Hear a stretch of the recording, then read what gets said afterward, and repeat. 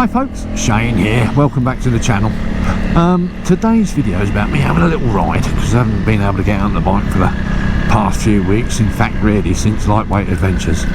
And also it's about 10 months since I bought this machine, and I just want to give you my thoughts on it. What could be better, what's good, what's not so good. Yeah, so welcome along on the journey. I think we might get a little coffee in a minute. In fact, if the old boy's open, should we do it now on the way back up? Let's do it on the way back up.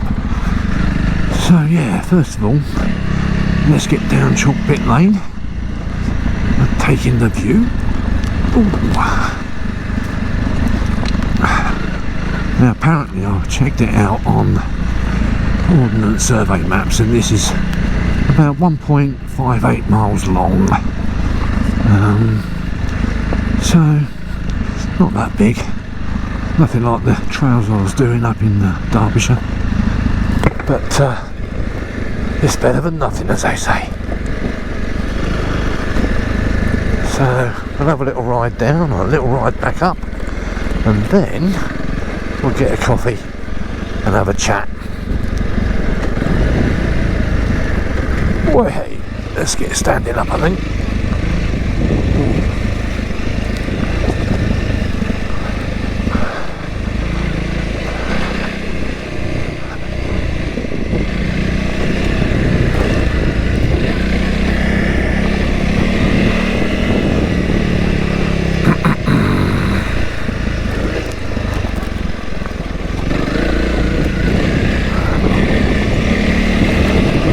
Now it doesn't look as rough on the GoPro, but I can assure you there's some rough old bits here. But it's all good practice. As you can see, or you may be able to see, there's some gullies as well. Just looking to pick me line, the safest route, shall we say. But I did thoroughly enjoy those lanes up in Derbyshire, up in the Peak District, and I'm so looking forward to revisiting them. There's so many more to explore.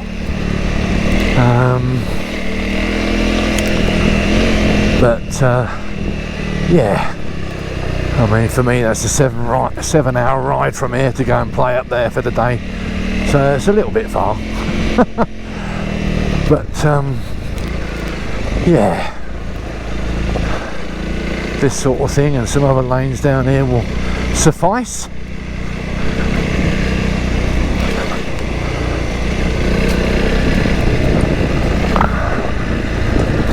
Wait.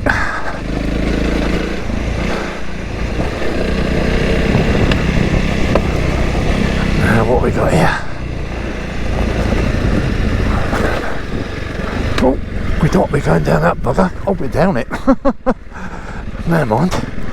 Right, let's get to the right of that.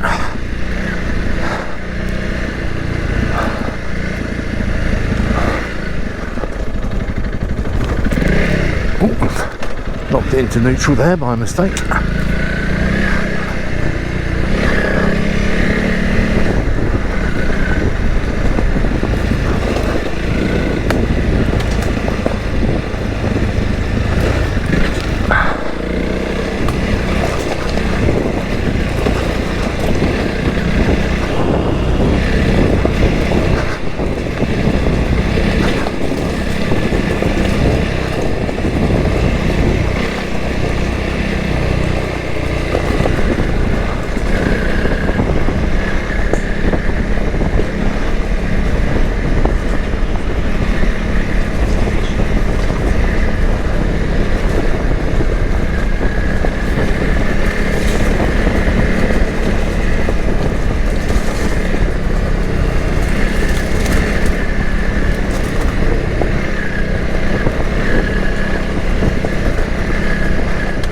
Why that little squirrel? Hope I didn't get you.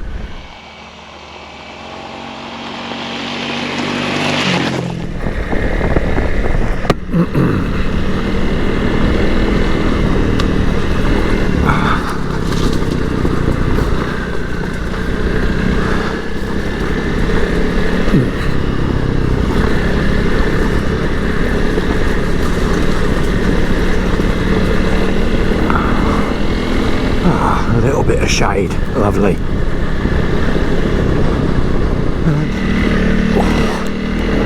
For a nice coffee and a lump of cake, I think.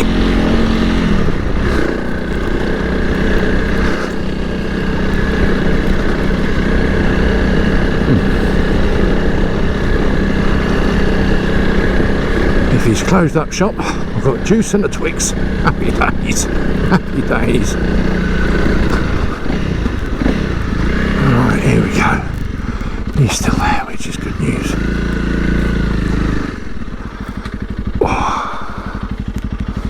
Right, coffee and cake time, folks. See you in a minute.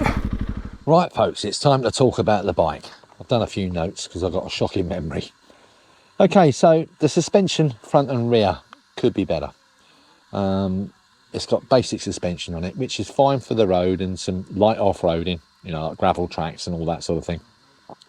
However, when you go into the more serious stuff, then you really start to notice its weakness, shall we say. You know, you go over some boulders or over ruts and whatnot, and the back end's trying to hit you in the back of the head. The front is marginally better, but it's not brilliant. But the thing is, excuse me, to put decent suspension on it, you're looking at putting another £2,000, I would have thought, on top of the list price, which is £6,500 here in the UK. So you've turned that £6,500 bike into an £8,500 bike. Performance, to be honest with you, for me, it's fine. You know, I knew what it was going to be like before I bought it, so I wasn't disappointed. In fact, I was pleasantly surprised with it. The gear ratio seemed to be bang on. You know, you can cruise at 65, 70 all day long on it. Indicated speed might show 75, 80, but I reckon there's about a 10% differential in that, which brings me on to the fuel economy. I reckon, even though it's showing 104 to the gallon, I reckon I'm getting between 90 to 95 miles per gallon, which is excellent, really. And that's when it's fully loaded with all my camping kit. So you can't knock that. So lots of bonuses there. Who is it for? Almost everybody, really. Somebody new to biking, a seasoned rider like myself who's had many bikes over the years. For me, the beauty of this bike is it's so light compared to things like the Africa Twin, the GS, the GSA, and even stuff like Tenere, really. I mean, looking at 210 kilograms for a Tenere, and that's without luggage and all the rest of it. This thing, I think its book weight is about 148, 150 kg. So there's a hell of a difference there for when it falls over or you drop it or whatever. You can pick it up reasonably easily. Things I love about this bike is the looks is one of them. I think she's absolutely stunning. I really do, especially in that red, white and blue setup. I really do. I think she's an absolutely gorgeous looking machine, and it does get a lot of people asking questions about it when I pull up for a coffee or whatever. If they've never seen one before, they're like amazed by it. So big tick in the box Honda. The versatility of it as well. I can ride it just for fun. I could commute to work on it. I can go on trips with it. I can come out like I have today, done a bit of green laning, and again, with the heavier machines, yes, I could do everything apart from the green laning side of it or the off-road stuff, which is why I bought this bike. And it's, even though I'm a novice at this green laning malarkey, I absolutely love it. I really do. Another thing with Honda as well is their built-in reliability. You know, there's other brands out there which I'm not going to mention names, but I'm sure we all know.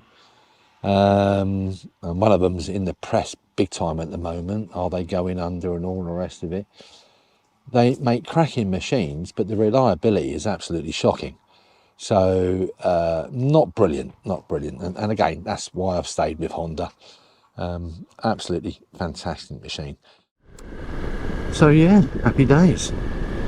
But going back to this bike, what I was saying, you know, it's great on the road, it's great off-road, and it'll be even better when that suspension's changed. You know, the performance parts, like I was saying, unless you're gonna do a Shonky and put the big bore kit on it, so it's about 301cc, you're not really going to gain a lot in my opinion, you know. But if you want to buy a quicker bike, or you want a quicker bike, go out and buy one. But for me, this does the job nicely.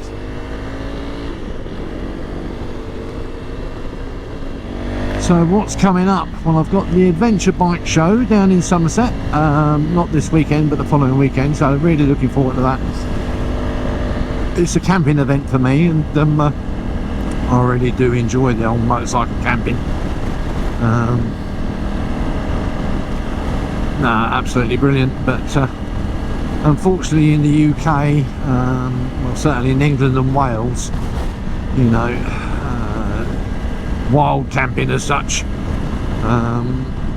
doesn't really exist.